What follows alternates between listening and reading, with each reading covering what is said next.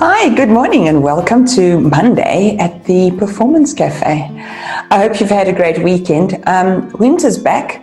I just thought we were entering into spring as we're in the middle of August. It would be a little bit early, but signs are looking positive. And now we're back into winter and all of the jerseys have come out and the heavy clothes again.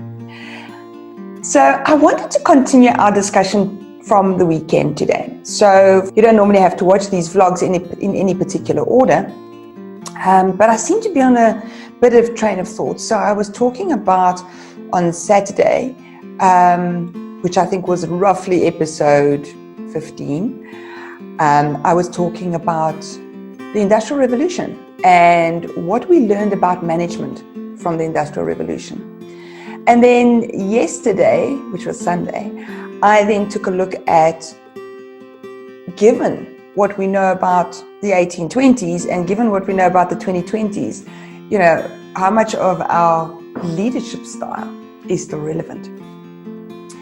So today, I'd like to continue the thought because a lot of people go, well, if we had these management styles, and this is what we used to, especially in larger businesses, how do we restore that? How do we go about fixing things? And I wanted to introduce you today to 3 concepts around employee engagement. So employee engagement literally says, how do I engage employees? How do I get them to pitch up at work, to want to be there, to enjoy being there, to enjoy their contribution and the value that they add? And it's quite an interesting thing because these aren't necessarily difficult to achieve, but it's quite a transition in thinking. So the first aspect that we have is hearts and minds. And this is why companies spend so much money on onboarding initiatives. The reason for that is that we must get people to buy into the business before they'll deliver their best. And what we see is that just bringing people in, telling them to subscribe to a job description, it's not enough.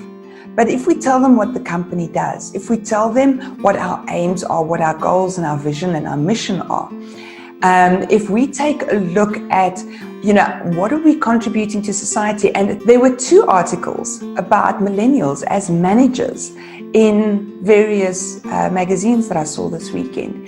And in both cases, the whole concept of the social awareness that millennials bring is showing up in management style now, and how they hire for character and values and then layer skills on, or get skills, but most important is first character and values.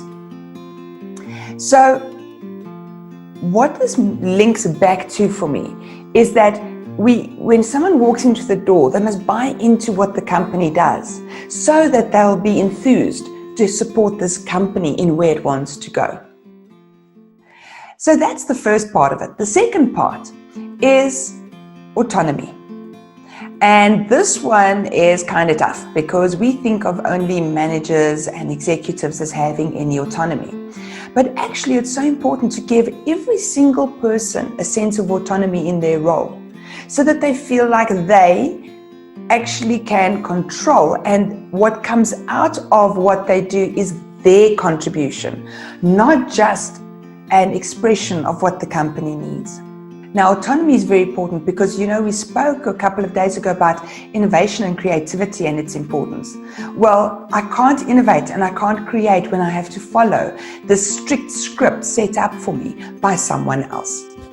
So autonomy is something we need to instill from the first day, or from at least just after the probation period when we've got people working for the company who might be very young and are still learning. Always make sure, even if there's only a little bit, give them that sense of autonomy so that there's something that they feel that is really the value that they're contributing, because it's all of them. They aren't just following a routine. Next up, we need to take a look at mastery. And mastery is about becoming really good at what you do. And I think that there's a level of confidence that will also bolster autonomy and the ability to take on autonomy. If we have people who are allowed to master what they're meant to do.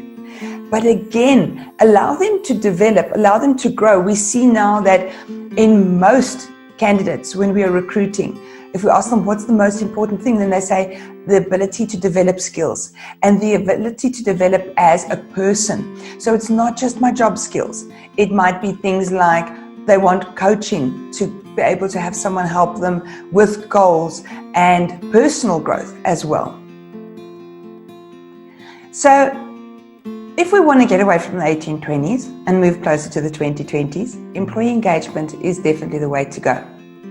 And I hope that somehow in the next couple of weeks, you'll have time to win over hearts and minds, give someone autonomy within your business, and help someone achieve mastery.